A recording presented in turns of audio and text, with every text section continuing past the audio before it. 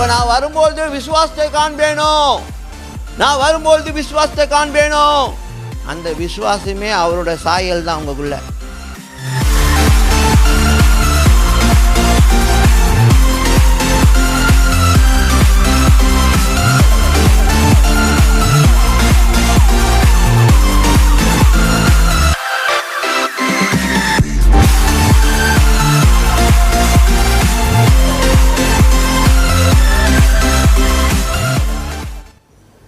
நம்ம வானத்தில் தான் ஆண்டவர் இருக்கிறாரு. அந்த வானத்தில் தான் நம்மளும் போய் தங்கும்பொழுது அவர் வீடுன்னு சொல்லப்பட்டிருக்கு. அது யார் வீடு? ஒன்றும் பெருசாக இல்லை, பிதாவை அறிகிற அறிவிய நித்திய ஜீவன். அவருக்குள்ளே நம்ம தங்கியிருக்கிறோம். இப்போ அவர் கேளுங்க, இப்போ அவர் நமக்குள்ளே தங்கியிருக்கிறாரு. அப்போ நம்ம அவருக்குள்ளே போய் தங்குவோம். சரியா? அப்போ தான் நம்ம ஆத்மா சாந்தி அடைஞ்சிருக்கு அர்த்தம். புரியுதா?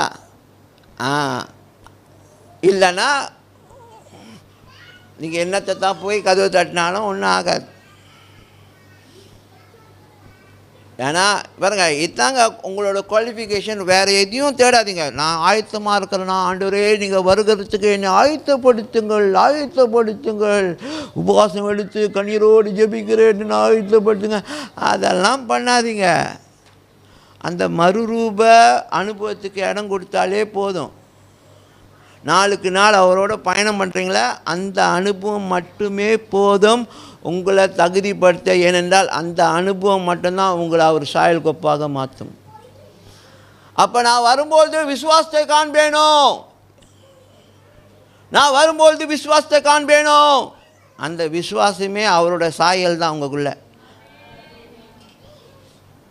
அப்போ தெரியும் எவ்வளவாக நீங்கள் அவரை நம்பியிருக்கீங்க, எவ்வளவாக அவரை சார்ந்திருக்கீங்கன்னு சொல்லி.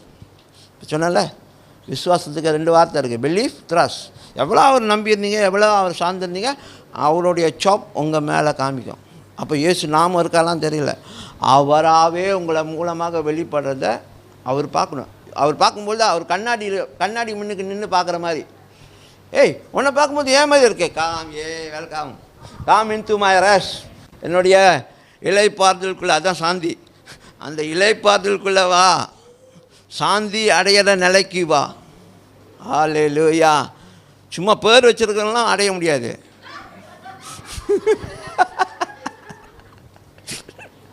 ஓகே, சும்மா அடிக்கடி கிளம்பி அடிக்கிறது, நான் சாந்தி தருவேன், நான் சாந்தி தருவேன். ஓகே, ஸோ எல்லாருக்கும் அந்த வாய்ப்பு இருக்குது. இங்கே நம்ம முடிவு பண்ணிக்கணும். இங்கே முடிவு பண்ணி அந்த வாழ்க்கைக்குரிய காரியத்தை நம்ம செஞ்சோமா, நம்ம எதிர்காலம் பிரகாசமாக இருக்கும். ஆமென்.